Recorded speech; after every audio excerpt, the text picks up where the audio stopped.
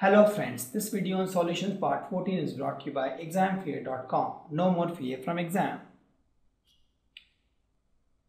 So if nitrogen gas is bubbled through water at 293 Kelvin, how many millimoles of nitrogen gas would dissolve in 1 liter of water?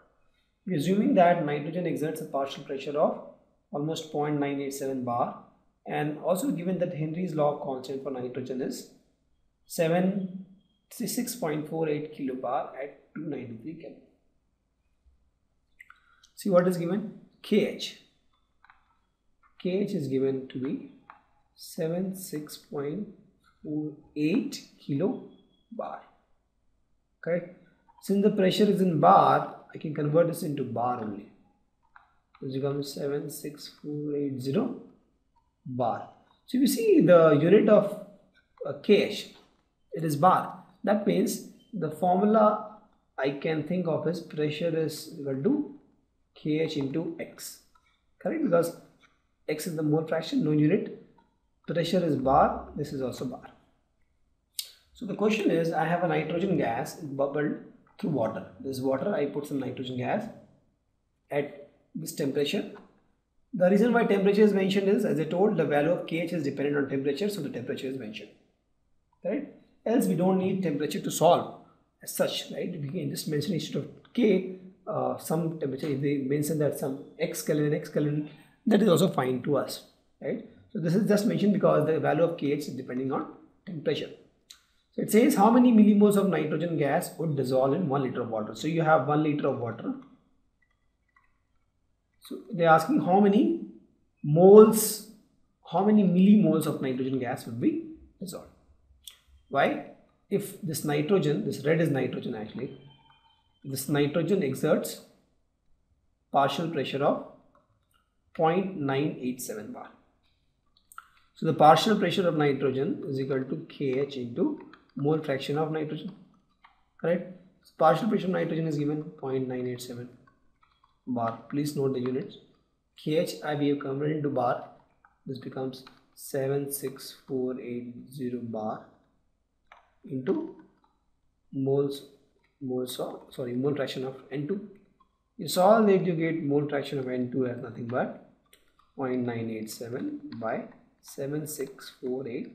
Bar is almost cancelled, so you get 1.29 into 10 to the power minus 5. Correct? This is the mole fraction of nitrogen.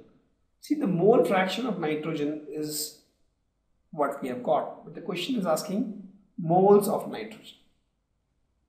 So mole fraction of nitrogen is nothing but moles of nitrogen divided by moles of nitrogen plus moles of water. Correct? Because this is a binary solution of nitrogen and water. So if we know the moles of water, we can easily find the value of moles of nitrogen. Correct? So let's find the moles of water. Let's do it somewhere here. Correct? So moles of water is what? Mass of water by molar mass of water. Correct? So what is the mass of water? 1 liter of water is how much? Almost 1 kg. That is 100 gram, almost, because density is almost 100 gram of water. Divided molar mass of water is what? 18 gram per mole. Gram cancel. If you see, this comes out to be 55.5 moles. You put the value, moles of N2 by moles of N2 plus 55.5 is equal to 1.29 into 10 to the power minus 5. Since this is a big number and this moles that will come out will be in millimoles, you know, right? 10 to the power minus 5. So you can assume that moles of N2 plus 55.5 is almost equal to 55.5. Correct? So I can say that this is almost equal to moles of N by 2 by 55.5 is equal to 1.29 into 10 to the power minus 5. So you solve this, you get moles of N2 is equal to 7.16 into 10 to the power minus 4 mole. The question is millimoles, so that will be nothing but 0.716 millimole. And there is my answer.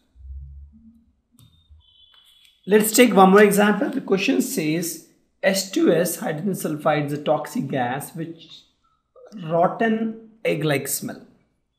It is used for quantitative analysis. If the solubility of H2S in water is 0.195 m, that is 0.195 molality, we have to find the Henry's law of constant. So let's assume the right one is my H2S gas.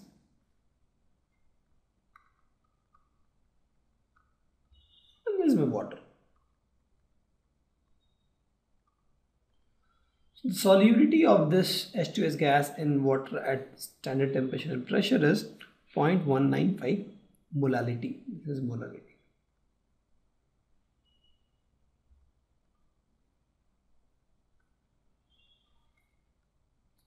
So we have to find what? We have to find the value of KH. Correct. So the formula we know is the pressure, the partial pressure is nothing but KH into mole fraction. Correct? Mole fraction of H2S gas actually. So we have to find the mole fraction of H2S gas. We have been given molality of H2S gas. Correct? So molality of H2S gas is nothing but 0.195 m. So we have to find first mole fraction. So molality is what? Moles of solute by mass of solvent is equal to moles of solute by mass of solvent.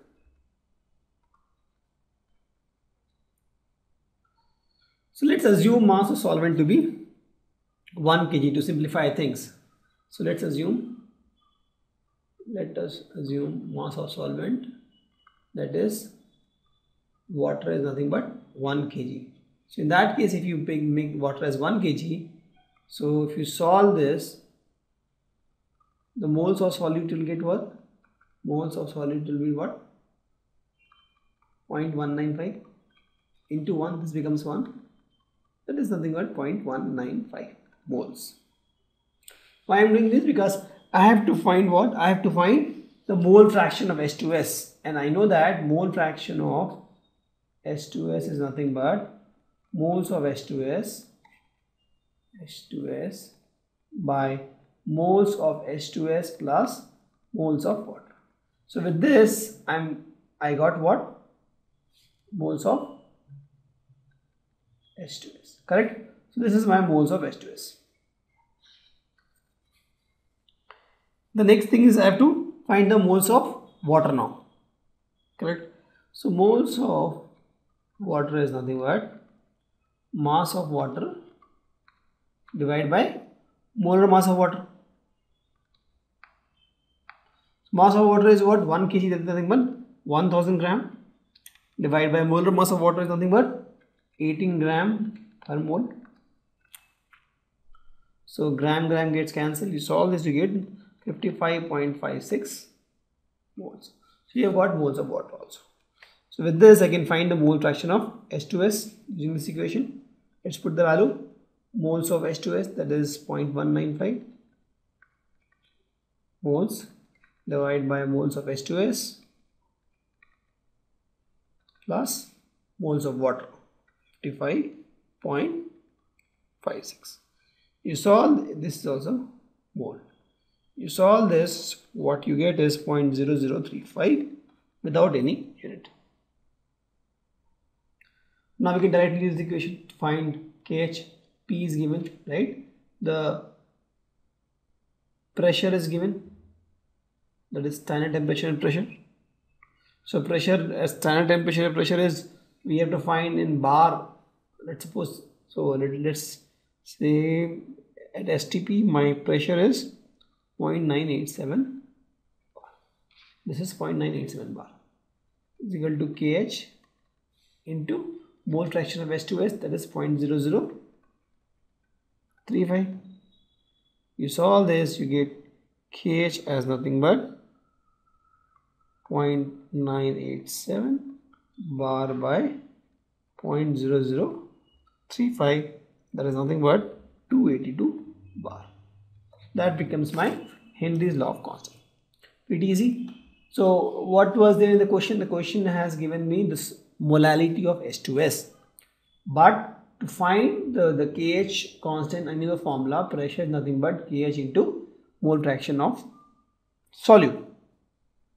So mole fraction was something which we had to find. We found that, and then we directly use the formula. P is equal to KH into mole fraction. Pressure is something we knew, standard temperature and pressure. The pressure is 0.987 bar. This is something we found it. Let's take one more question. The question says Henry's law of constant for carbon dioxide and water is 1.67 10 to the power 8 Pascal at 298 Kelvin. Find the quantity of carbon dioxide in half liter of soda water when packed under 2.5 atm carbon dioxide pressure at 298 Kelvin. See, first, this is a Henry law question, right? The first thing we do is let's write the formula. We know about the Henry law. This pressure is nothing but KH into mole fraction of carbon dioxide. Correct? This is the partial pressure of carbon dioxide. Correct? So what should we do now? What is given? It is given that KH value is given. This is something which is given, and that is given in Pascal. Correct? And the total pressure is given 2.5 atmospheric pressure. That is not in Pascal. If you see, the units are different. Correct? So first thing we can do is we can convert into same unit, because if it is in Pascal, it has to be in Pascal. So mole fraction, if we know this value in Pascal, then we can find mole fraction of carbon dioxide. If we know the mole fraction of carbon dioxide, we can actually find the quantity of carbon dioxide. That is what we have to find. Okay, so let's start with this. First, convert this 2.5 atm into Pascal. Let's do that.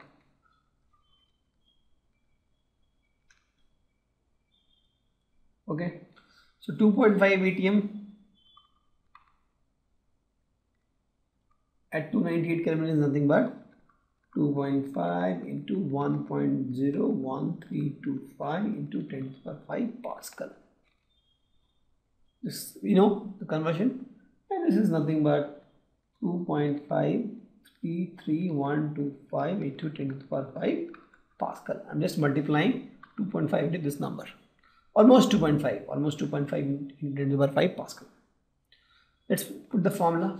Pressure, total pressure is nothing but KH into mole fraction of carbon dioxide.